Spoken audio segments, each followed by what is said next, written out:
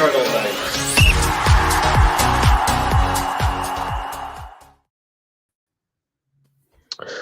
Good evening and welcome to the Rangers Journal match reaction for our game against FCSB, or if you live in the old time and old currency, Stoya Bucharest. Thank you for joining us. Comments are on. Get involved. We will love to hear from you. First of all, before we start, just want to give a shout out to one of our new sponsors, Premier VPN. Get on their website, download it for all your internet needs. I'm joined tonight by Stevie and Adam. Adam is breaking his podcast virginity tonight. Welcome, Adam. How are you? You okay? Yeah, I'm doing good. Excited to get started. Good to have you, and I say thank you for giving up your time. And Stevie, how are you this evening? Good evening, mate. Good evening, everybody. Great, much better after that 90 minutes. I suppose to Sunday, so yeah, all good. Yourself? Yeah, I'm very good. It was much more enjoyable this evening. Yeah, as you say, it's always helps when we get a good performance and a good win. So we'll jump straight into it. Playing against FCSB, lot of pressure going into it after the performance on Sunday, Stevie. What did you make of the starting lineup, first of all? Was there any surprises there? Or was it what you were expecting? No, really predictable, mate. I think, like all us, we might like to see a bit of variation, but when we saw the starting 11, it was like, yeah, pretty much what we thought was going to happen. So no, it was pretty much standard for me. Pretty much what we expected, but yeah, other than the kind of really shaky start with Butland, I thought it was a really good 90 minutes. So you're back, Adam. Yeah, I'm back. Laptop died, but it's all right. I had the phone ready. Good. See, to be fair to Butland, I know he's got a bit of stick for that. I think he got away with it, but at the same time, I think he was smart enough to like kind of fool the referee into thinking the boy had kind of got him as he actually kicked the striker and won the foul. So after that, like initial 3 minutes, 4 minutes, it was like, yeah, we're pretty comfortable for the game. But yeah, I thought the team was pretty much what I expected. Yeah, and Adam, yourself, was there any surprises in that starting lineup for you, or were you happy with what you saw? No, not at all. I'd written my own match preview, and I wrote a lot of things about what I'd like to see, and then I thought, but it doesn't matter because he'll just start the same team anyway. So yeah, I think that's what we saw in the lineup, wasn't it? Like everyone expected to see that first 11, and I guess we weren't sure what we'd see with performance, but in terms of the lineup, that's exactly what a lot of people expected. I said it in the WhatsApp group. I was really boosted by the fact that Raskin and Barron were paired, because that to me just right away that was like industry. I was like, I'm happy with that, and I thought we're going to see a performance tonight, a decent bit of tempo, and that's what happened. They were my two best players. Yeah, I mean, from me, I thought Raskin would start this evening. Just for his industries, he's looked a little bit better when he's came on in games recently, and added that bit of urgency.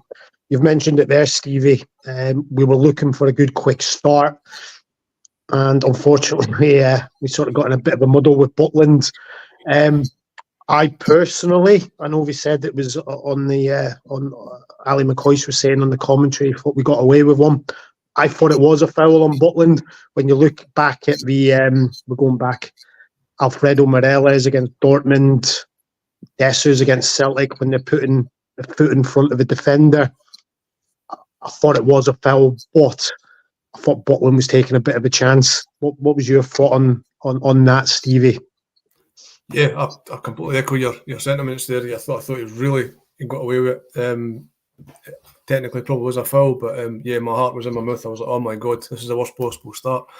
But no, he just hadn't started the game. He hadn't woke up, and then after that, he was fine. But yeah, I think you can make an argument either way, foul or goal should have stood. It was just, I think, the kind of pressure before the game maybe kind of took its toll on him. That expectation and just a wee bit of nerves at the start, but you could say like 5-10 minutes later we maybe could have had a penalty.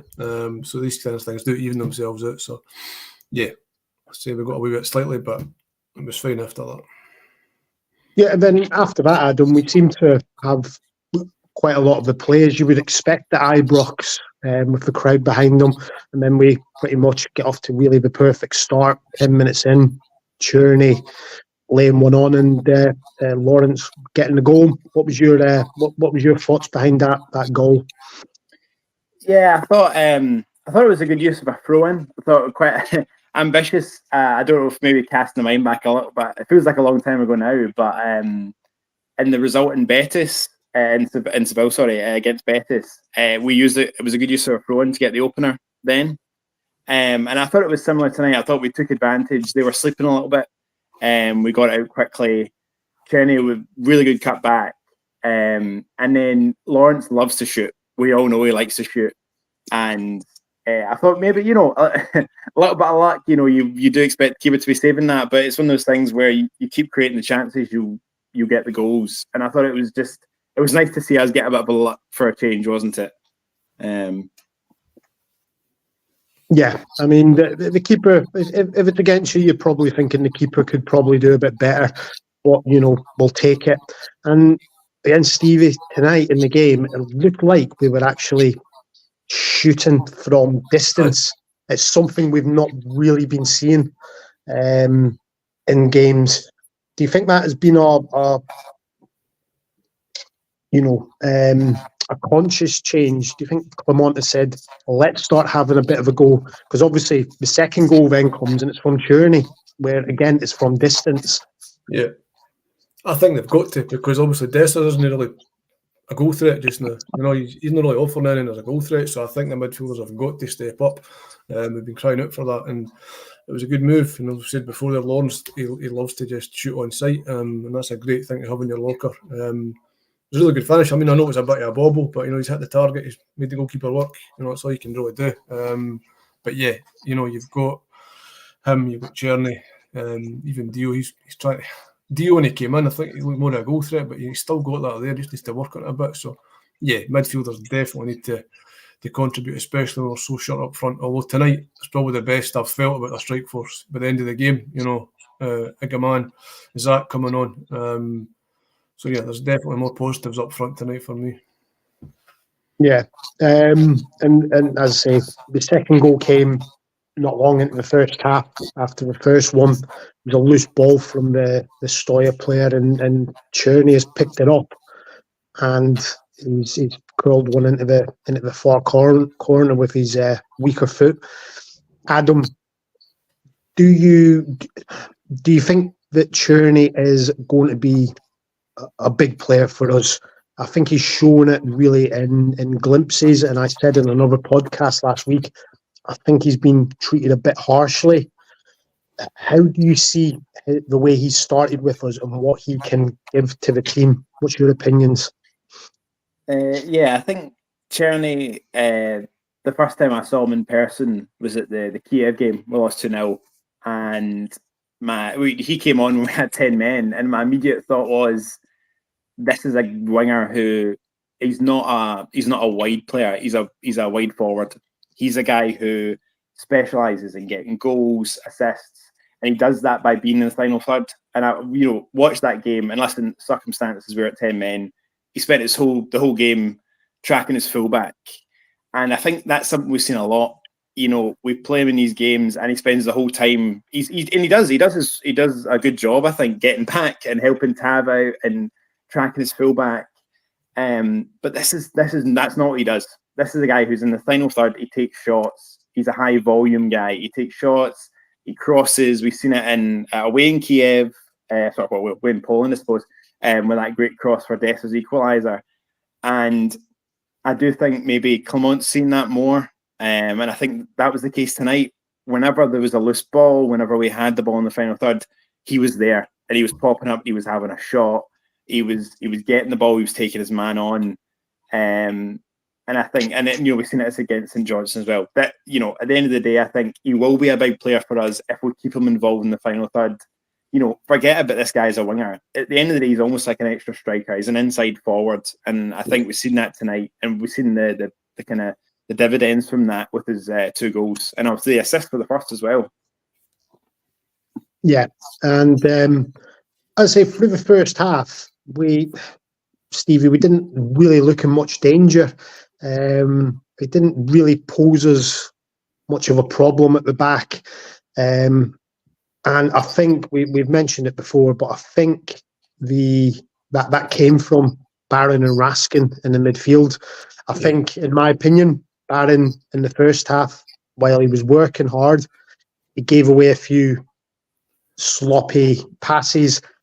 And in my opinion, he went into a couple of rash tackles and gave away free kicks he shouldn't have done. But him and Raskin set the tempo for the game.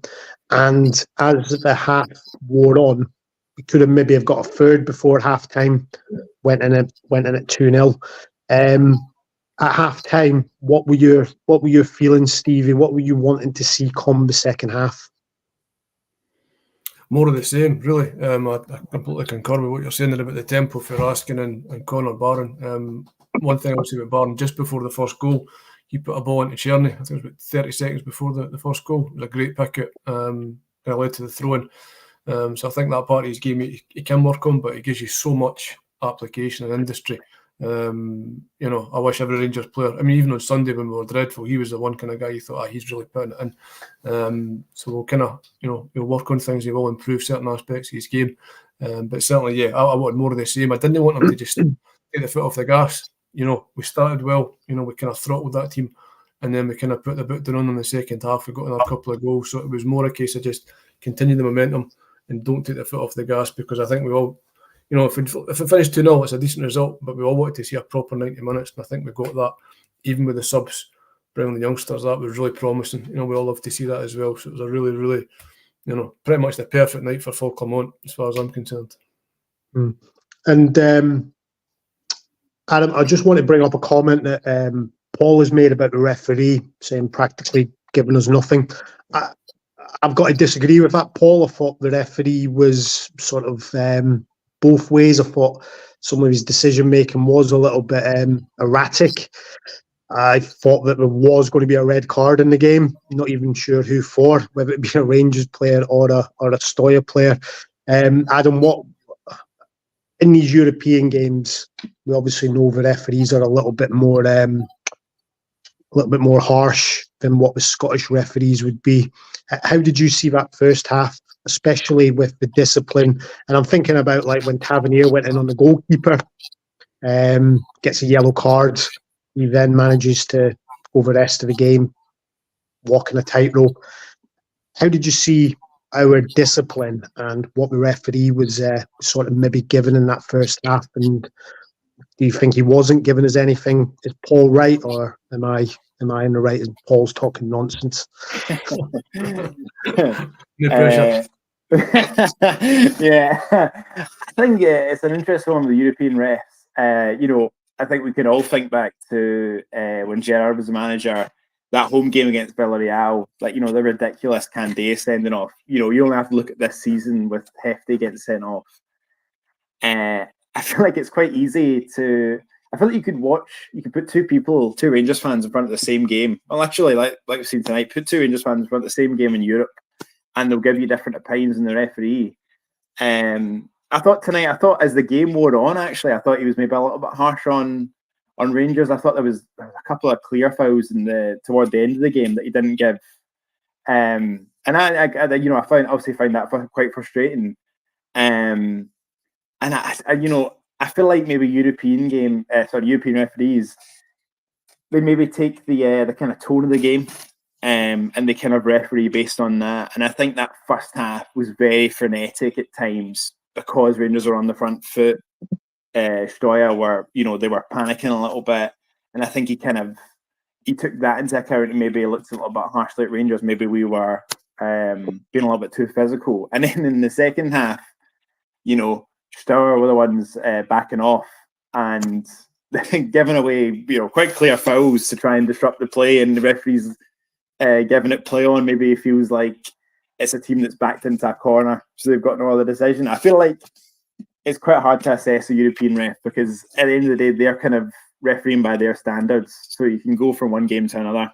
So that's a bit of a politician's answer.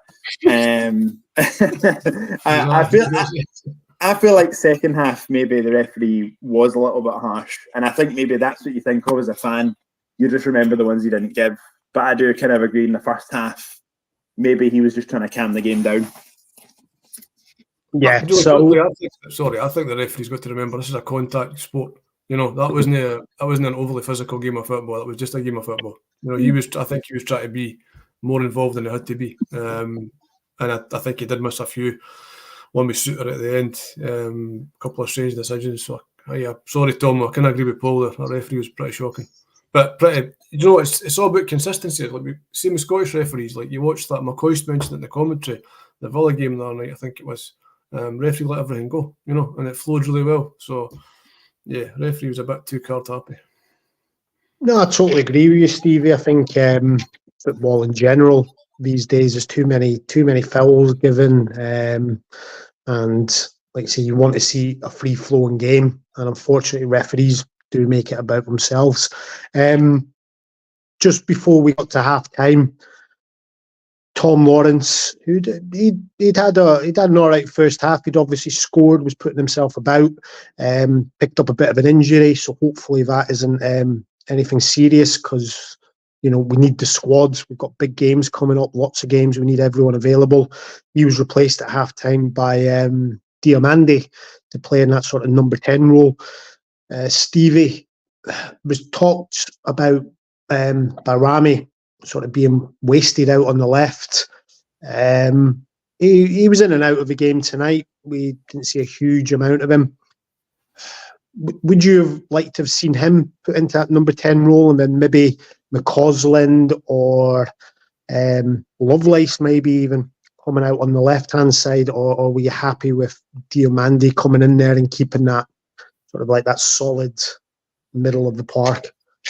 I don't think Dio had a dreadful game, a dreadful second half, but I would have far rather seen them with Rami as the number 10. You know, to me, him or Hadji, they're the perfect number 10 for Rangers. They're on the books. They're who should be the number 10. So, yeah, maybe a wee bit of a strange decision to go like for like with Dio.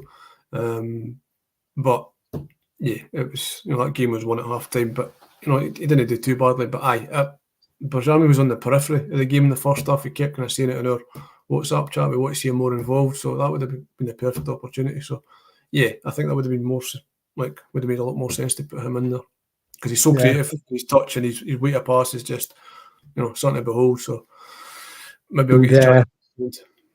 Just on the chat there, Curry agrees with you. He would like him in there, and I think all of us would like to see him in there, because he's quite clearly got he's got the ability to see a pass, and hopefully it won't be long before we see him there. But we need the players that can play out on the left as well. So Adam, we've got the runners like Cherney. You know, they're making those runs.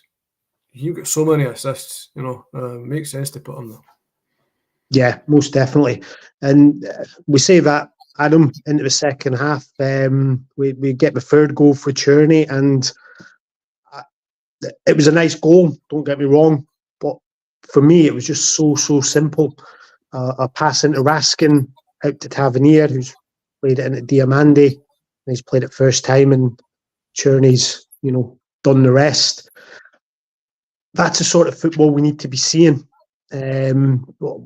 What was your thoughts behind that goal, Adam? Yeah, I think at the time, I think it's hard not to be impressed as a fan in the moment. You know, I'd written in my notes like progress ? I'm not saying it was a rubbish goal. I'm not saying that at all. I thought it was a very, very good goal. But just how simple it was when we play the fact that the sort of the quick balls forward and getting in behind and having people out of having the opposition out of position. Yeah. Yeah, I know. I know you weren't calling it a mediocre goal. But I guess it's that way of like, we haven't seen that move much recently. We haven't seen us move the ball quickly. I know, and like I agree, Diomande had a bit of a mixed bag at the number 10, but it's his first time pass, I think, that really kind of sets the move apart. He gets it in, he sets Cherney on his way, and I think that is something, especially at the weekend, we really didn't see. There was many times the ball came in to Lawrence. Obviously, Dessers, almost famously at this point, with that breakaway when he didn't set Barami away. I think it was nice to see just a first-time pass to get us forward. You know, you've got to take the game state into account. We're 2-0 up. They're pushing for trying to get back into the game, maybe a little bit naively, given it's at Ibrox. But you know, I'm trying not to be too optimistic. I was really pessimistic when I wrote about the game this morning. You know, after the decent performance, I'm trying not to go too far the other way. I think it was a really nice move. But I do think until we see more of that consistently, when, you know, the team aren't 2-0 down and pushing for an equaliser, we see that at 0-0. I think, you know, it's a time to say the team's maybe taking a step forward. But I think we've just got to take the game state into account. It was a nice move, but there was plenty of space to play in. And I think, you know, let's not get too excited. We'll wait and see on if that's going to be a kind of staple of the team moving forward. Yeah. And Stevie, we come on to the fourth goal. Dessers has come off. Iggerman's come on. For me, it's a goal I really like because it's come from Barron pressing in the midfield, winning the ball. Iggerman has picked up and he's ran at the defender. Committed him, and got his strike away. What was your view on that goal? I think goals 3 and 4 were really brilliant. I mean, 3 was a brilliant goal for me. One thing I would say was the centre back went for a hot dog or whatever. He just left. It was like, I don't know what he was doing, but terrible defending for him, but cracking goal. And Iggerman, like you say, great play for Barden. Exactly what you want to see for your midfielder, winning it, setting up your striker. And just the kind of opposite of Dessers. I don't want to like crucify Dessers because, you know, I don't want to do that, but Iggerman's got the confidence to like keep the ball. He's got nobody beside him. He's like, I'm doing this myself, and he's got that kind of belief. Is it being greedy or just being, you know, direct? But you know, he's got that kind of single-mindedness. He's like, I'm going to score a goal here. Takes it as far as he needs to, and then puts that's a really cute finish right into the bottom poke. I thought it was a beautiful goal. Probably my favorite. 3 or 4, I don't know. I just, because it was his first goal at Ibrox into the Copeland Road, it felt like I was like shouting. I was really loud in the house. I was buzzing for him. It was a great moment. We woke up the kids, but he deserved it. It was a beautiful finish, and yeah, just great move, great finish. And you know that might be him now. He might go on a wee run, get a couple at the weekend, and keep that going. Because usually you find when they do get one, it can lead to like a burst of goals. So great moment for the lad. Delighted for him. Yeah, and Adam, just before the game came to an end, he had another sort of chance where the ball's been put in. Tavernier's won it at the back post. He's had a bit of a snapshot, and to be fair, it was a really decent save from the goalkeeper. Otherwise, he could have had a second. I know Stevie says he doesn't want to have a go at Dessers, and I don't either. But he really was a wasted shirt tonight, Adam, in my opinion. I don't think he offered anything. Anytime the ball was coming near him, he was on his backside. I think it was even Cherney's goal. He was on his backside at the edge of the box. Can you see us continuing with Dessers, or is Iggerman the way forward? And even Lovelace coming on. You know, Danilo scoring the other night for the B team. Are these options now having to maybe force Clement's hand and put Dessers on the bench for a little bit? Yeah, I think I'd like to see Dessers on the bench for a little bit. I mean, honestly, just for the guy's confidence. I mean, it must be rock bottom by now. He's, you know, the last time he had a good game, I don't even know, I can't remember, like overall.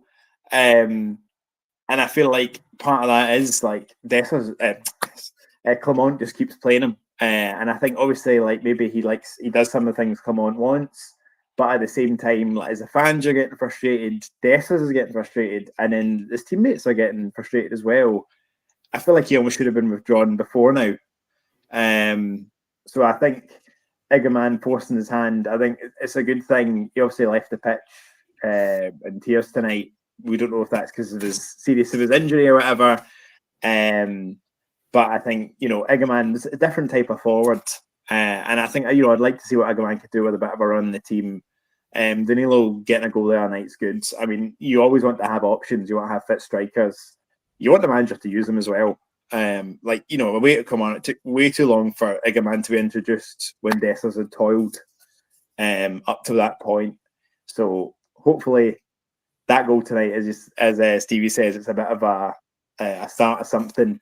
I think he looks like he's not got any kind of fear. He wants to play, he wants to get the ball, he wants to have a go. You know, dare I say, like a young Morelos coming in.